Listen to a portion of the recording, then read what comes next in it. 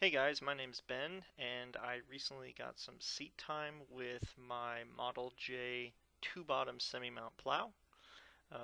Figured I'd get some video of it and post for you guys. So, some of this is going to be sped up just to kind of give you an overview, but keep moving on. Some of it is going to be GoPro footage, real-time plowing, and then we'll have some drone footage later on. So what this is a Model J series case plow that I cut down from 4 bottoms to 2. And after that, I decided that I wanted to put a harrow attachment on it, a clod buster, to smooth things out a little bit, or at least play around with it and see how it worked. So I had actually forgotten when I got this 4 bottom that it came with the harrow attachment. I just took it off because I wasn't using it at the time, and then shoved it in the weeds somewhere. So um, the harrow attachment is basically the exact same thing that was on the plow when it came with it, but I did narrow down the harrow section so that it more appropriately corresponded with the 2 bottoms. So it is a Midwest high lift harrow, um, and it has 3 tubes on it with tines that ride along behind you there and smooth out your soil as you go. Um,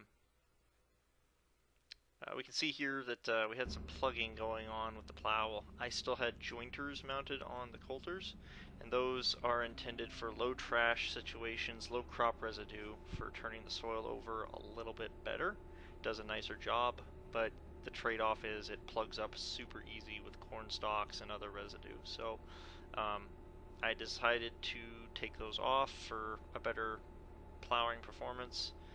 I had mowed these corn stalks down hoping that it wouldn't plug like that, but as you can see, it wasn't going to happen. So the harrow attachment is riding too high. This is the first time I've used this thing, so I was just kind of tinkering around with it. It needs to get lowered. I actually had a lot of stuff going on at the same time here. I had a new tractor on this. This is a Farmall 55. I've never used it on this plow before. Haven't used the harrow attachment before. So a lot of new stuff that was going on here. And there was rain coming, so I was trying to just get out and use it and get some footage before it got too wet to plow. The harrow attachment on here, I've got to be careful raising the tail wheel because that rear steering tube, if you raise it too high, will bind on the harrow backbone. Back in the day, a lot of the plows had an extension that you would bolt to that back tail wheel to raise that tube up, and I have one on another plow. I'll either take it off and use it, or use it for dimensions and build a new one so it doesn't bind on there. So trying to get this plow to work correctly with just the draft control, because it doesn't have a front depth gauge wheel, it just has the rear wheel and you've got the draft arms to manage it. It's kind of a balancing act going through the field, and I couldn't really see it from the cab, but my father stopped by after a little bit and said that I was going about 10 inches deep, which is more than what I need to be, and the tractor is actually pulling pretty hard initially. So you can see it's breaking up big clumps right there, and it shouldn't be. It should be crumbling over into small pieces, and then the harrow attachment should just be there to kind of fine-tune it, but we were just going down into the hard pan to the big sticky stuff. So later on I will adjust my depth a little bit better. You'll see it start to crumble a little bit better and come off the moldboards. So you can see on that last little bit there, I do have black poly moldboard covers on there because they pull easier, they are always scoured, they never plug up, and this is some black sticky soil, and as you can see, or you will see again when I pull the plow out of the ground, it just kind of falls off typically. So yeah, we got the black poly moldboard covers. I've got their case coulter assemblies, but the hubs and bearings are actually Kinsey no-till coulters that have, or coulter hubs that have been repurposed, and and I've got 16-inch Yetter, Kinsey Yetter combination blades on there. I've got some other videos on my channel if you're curious about what that's all about. Let's see here. But yeah, as you can see, the harrow assembly is not doing a very good job right now. I gotta loosen I think there's 6 or 8 bolts there and drop it down a little bit more to engage. This is a Farmall 55, so 55 horsepower. I do have the front wheel assist engaged. It didn't really ever have a lot of trouble. It didn't slip with the front wheel assist. It did bog down just a little bit when I was going, 10 inches deep or whatever. But once we got up to, you want to plow half of what your spacing is. So this is a 14-inch plow, so you want to be at probably 6 or 7 inches plowing depth. So once I got it up to that depth, it really pulled nice. It really plowed nice. Yeah. With that harrow section on the back, so the plow is pretty well balanced. I did roll it over once when I was using eagle hitch. That's another story. But once you get that harrow backbone on there, because it sits so far back, it puts it off balance and it wants to really wobble around. So you got to be kind of careful with that. That harrow section, if you're not using it or it's taking up too much horsepower, it has a pivot point on that, so I can flip it up out of the way so that it's basically thrown up on the back of the plow. It doesn't hinder the steering, it just sits up there kind of out of the way for putting it in the shed or if you don't want it. And I'll try and get some pictures of that one of these times. In the camera view, you can see there's a black lever in the lower left-hand corner. That's actually the external mechanical 3-point adjust. So it's got a little lever with a ratcheting system.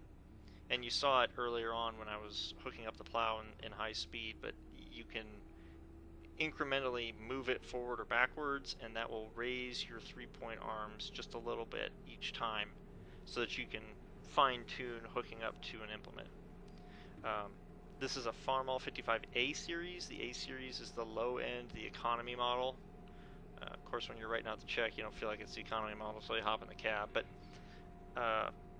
the A series, being the economy model, does not have electronic hydraulic remotes. It doesn't have electronic 3-point hitch. It's all mechanical. I believe if you wanted to get to that point, you would have to go up to the C series, which is a lot more money. So I'm a small-time operator here, so I don't have the ability to afford spiffy C series. I get the A's. You can take that assembly off. It's just a few bolts and that whole thing comes off. You don't want that thing dangling back there. And I thought about it, but it's pretty handy for hooking up, so you don't have to get in the cab every 5 seconds. Of course, on the more expensive tractors, you just got a electric switch that's embedded in the fender you can use to raise and lower your 3-point hitch arms. Yeah, for those of you that are interested in making a 2-bottom plow like this, you would need a J series, so a JRA, which is the shear bolt version, or a JTA, which is the spring trip version. You then need to move your mast over between number 1 and number 2 bottoms instead of between 3 and 4, or wherever it's at based on how many bottoms. Again, this is a 4-bottom. Once you get that mast move over, you need to move over the pivot point there on the backbone so that it is also corresponding with the same bolt holes with that front mast. And you need to shorten your steering tubes. You will need to take the tail wheel assembly, the whole dog leg needs to get moved up. You cannot use one of the other dog legs. You can't move the tail wheel to another dog leg. It has to be that dog leg and it has to be that tail wheel assembly together, moved up to wherever you want it. You can make this a 3-bottom if you wanted. And then you need to carefully cut off the extra, you can see up there on the front, you got to bring it down to 2-bottom size. Don't leave the extra backbone hanging out there on the unplowed soil side. I have this one set up for a Category 1 drawbar. It came as a Category 2. You do have to carefully cut down and re-drill a hole to mount that Category 1 drawbar in there. But I use eagle hitch tractors, which are Category 1, so I wanted it to be usable and I wanted it to look like it was factory. What if Case made a 2-bottom semi-mount plow for the smaller Rock Island tractors? So yeah, here we go. We got some drone footage of me out plowing there. This is with a not a GoPro, a DJI Hero 3. It's not the Pro version, so it won't automatically track. You gotta hand jam it, but that's just what we got, and they're a little pricey, so you just go with what you can do.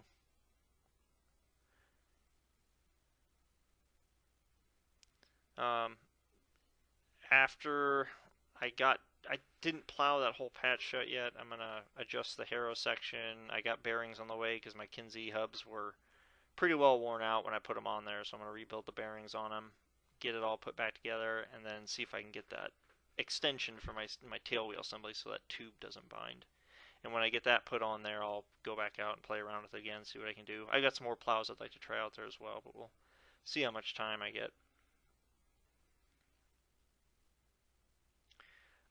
Earlier on in the video, you can see me pushing and tugging on the plow. It is. I'm used to eagle hitch tractors. You know, the eagle hitch arms, when rebuilt, or in good condition, don't sway back and forth. They just go up and down. And I was trying to get the sway bars for the actual 3-point hitch on this tractor set right, and it's kind of a challenge when you got this big plow and you're trying to shove it over just to get a pinhole lined up. But I got it close, and for these purposes, this isn't a match plow. It's never going to be. It's more of a plow day plow, or just go out and screw around with. It's just not fine-tuned enough to go out and actually do competition plowing with.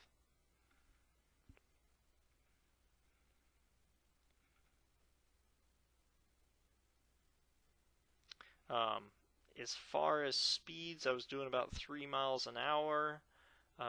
Gears I was in, so this 55 has, well, we'll go back to the Rock Island case tractors. We'll call it high, direct, and low range. I was in direct range, or second range, and my gear was, I started out in second gear, and then I went up to third, and it seemed to be doing all right with third with the front wheel assist on. So I could probably go up another gear.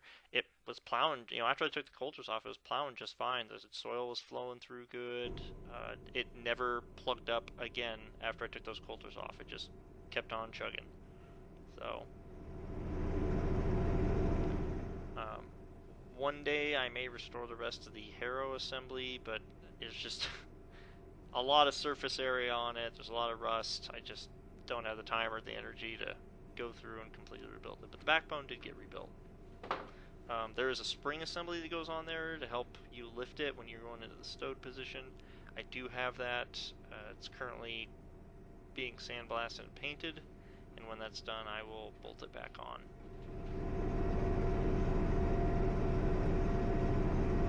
But other than that, I will shut up now and let the rest of the video continue. You guys, let me know what you think. If you'd like to see more videos of this, let me know, and we'll see if we can get some more stuff on here.